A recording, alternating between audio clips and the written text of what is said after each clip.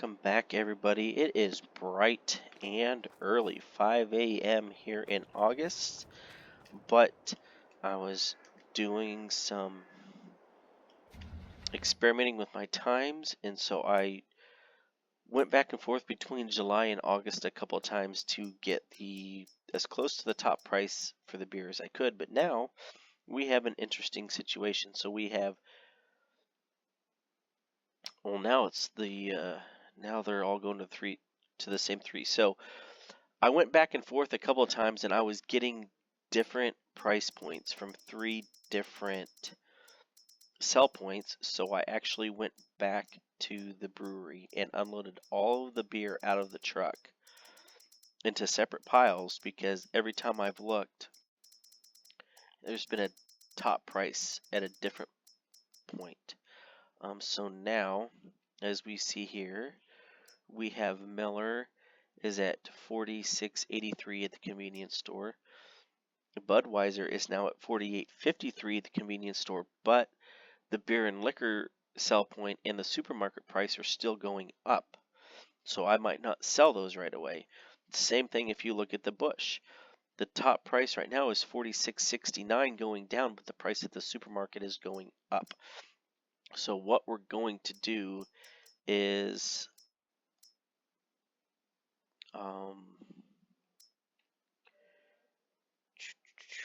I was going to go ahead and sell the Budweiser, but I don't foresee those other 2 sell points getting all the way up to 47 or 48.53. So what we're going to do here is a little experiment so I can show you what I'm talking about. I'm going to speed up my time real quick to 6 a.m.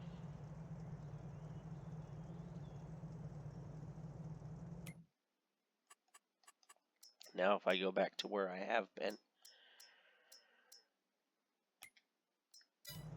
now if I go look,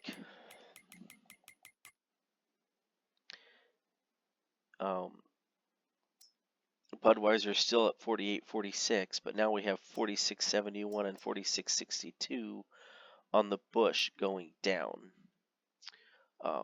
So I don't think that I foresee Budweiser going up by another 100, but the Busch could. So I think what we're going to do is we're going to go ahead and load up the Budweiser and send it to the convenience store, but we're going to wait and see what happens with the Busch and the Miller. So let's get going.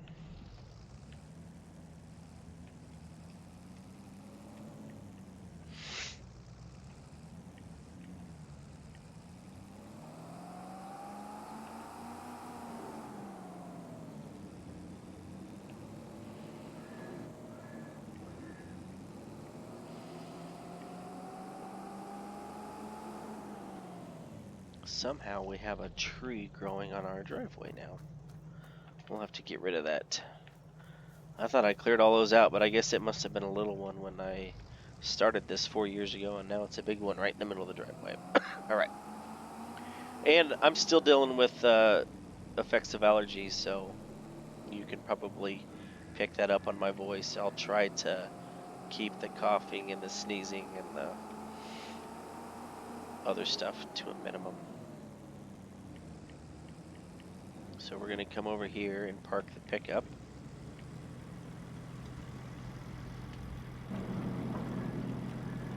Apparently, I never turned off the truck. Guess it's the Peterbilt over here that's running. That's pretty darn loud. Yep. So what I need to do now is turn my super strength on, and then you can see over here I got 3 separate piles. So put the Miller right here.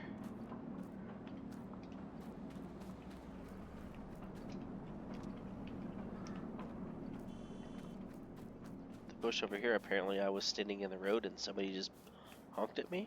I don't know what happened there.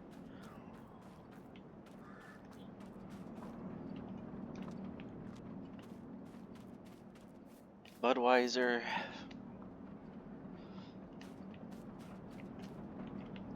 Now I also the reason the trailers moved after I unloaded it is I ran it over the dealership to actually go into the shop menu and double check, and I don't know that I had it set for auto load. Now it is set to auto load pallets, so we're gonna hopefully be able to just back up to this pile and auto load it, and I'm not gonna have to sit here and load every last one of these by hand. That's the hope.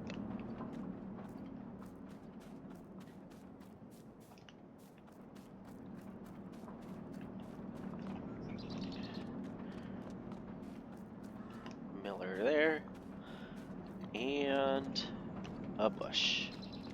Alright, now let's go get in this loud truck and load up the Budweiser and get it sold.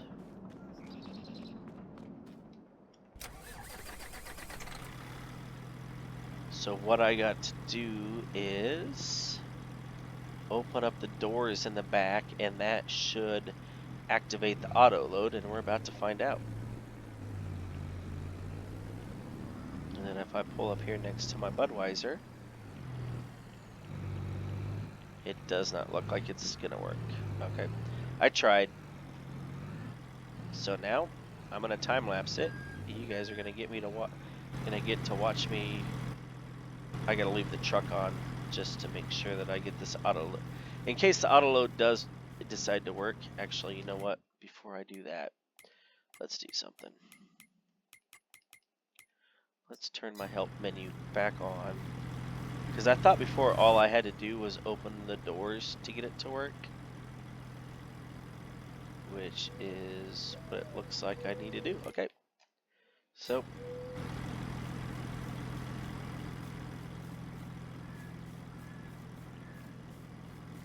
I think what we're gonna do, I already had some changes I was planning on making to the farm and whatnot. So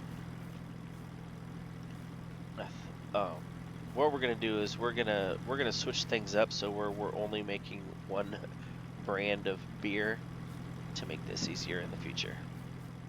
So then I don't have to worry about unloading it after I've got it all loaded up because the price changed. So I'm gonna time lapse this here quick while I get these all loaded up, and then we'll go get them delivered.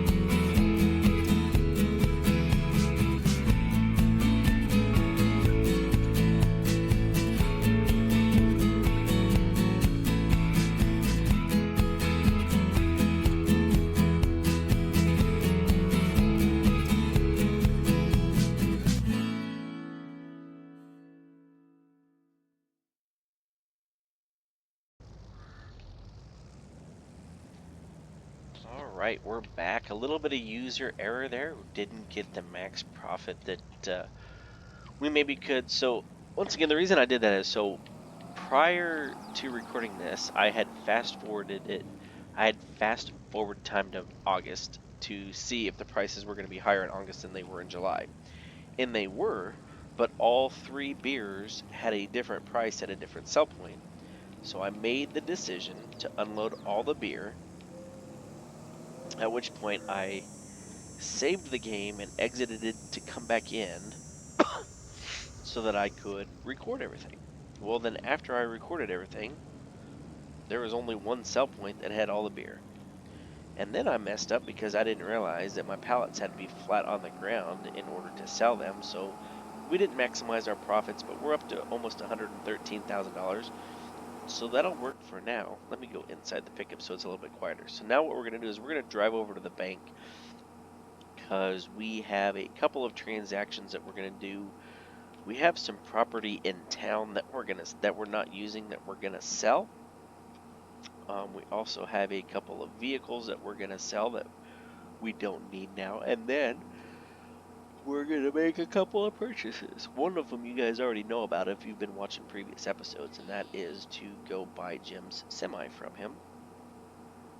Which therefore means what we're gonna do is we're gonna actually sell the Peterbilt that we've been using for the brewery. Because we'll have the Diamond Rio that we can use. So that's one of the things we're gonna do. So we're gonna drive up to the bank quick, and we're gonna take care of those transactions, and then we will be back.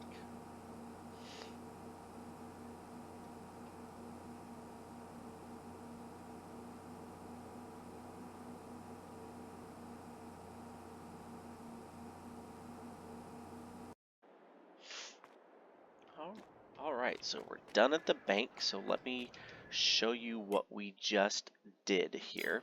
So what we've done is we have I had some property down here in town where we had the warehouse and the grain elevator, which we sold off. And then we used the money from that to purchase Jim's farm right here. And then we leased field area 54. So now we own 88, 89, or we own 85 through 89. We own number 50, and we're leasing number 54. We also purchased Jim's truck, and we are down now to $113,000, but we're going to leave that there for now because that we're going to probably need that throughout the year because we're going to be paying $2,200 a month to lease that farmland.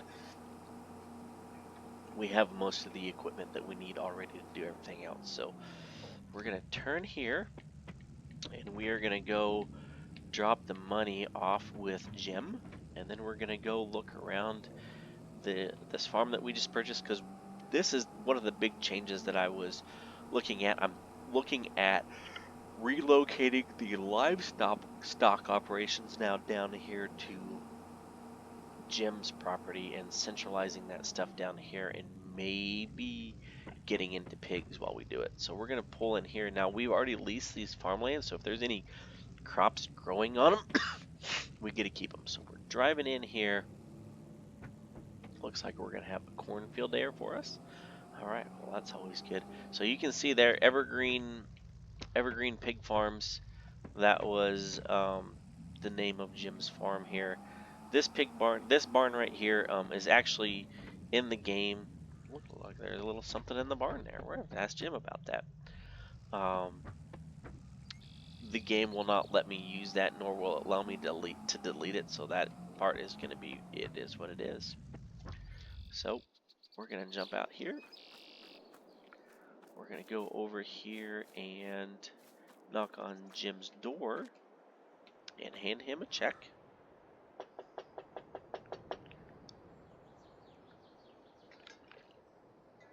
Here you go, buddy. Here's your money. All right, yeah, we're just going to go walk around for a little bit. I saw some stuff hanging out over there in the barn. So is there... Oh, all right. Anything that's on the property is ours? All right, well, thank you very much. And when I need you for harvest, I'll let you know. All right. So Jim said there is some stuff hanging around on the farm. Anything that we find is ours to keep. So like I said, we have, we should have this field here, and yes, nope. So that field there is not ours. So we have this field here that had corn on it, and I believe, sorry, still a little bit under the weather. We now have some wheat here that's ready to harvest. We'll have to get that out this month. We have some corn over here. These soybeans belong to us now. And then these two fields up here have already been harvested. So we have a field of soybeans, a field of wheat, and a field of corn that we can use for ours. Now, if I go back over here through all these fields, I need to double check. I don't think our property extends. Yeah, our property does not extend to that shed that's over there. So that's interesting. Maybe that's something that we can look at buying. That looks like just a storage shed. Doesn't look like any type of livestock shed. So right now he has this small pigsty over here, which I was thinking about getting rid of, but now I might go ahead and keep it and run pigs. But we're gonna take out some of these trees over here, and we're gonna build a new dairy barn and maybe put in a couple of corrals for the cows up here. We have a slurry pit right here to capture the slurry off of this pigsty here that holds 270 pigs. So what I'm thinking is I might put up a smaller one that I can use for some sows, and then we will use this corral here to fatten up the pigs. I think that's what we're going to do. Oh, okay. A little more something over here. So Jim said there was some equipment hanging around on here, and we get to keep everything that's here. So this is looks like a fully functioning hayloft. So got a little built-in blower over here. And then it stores it, and you can pull it out there. But looks like we have ourselves a hay bine over here. We sure do. And a Kloss Roland 66. So we might be able to sell off our baler now and start doing some round bales. That'll be nice. So that's a functioning hayloft. We got these two Quonset huts here. We're going to end up connecting. We'll go ahead and put a gravel driveway between the two farms here. Doesn't look like there's anything in there, but that'll be a good place to store some round bales. I believe there's another one over here.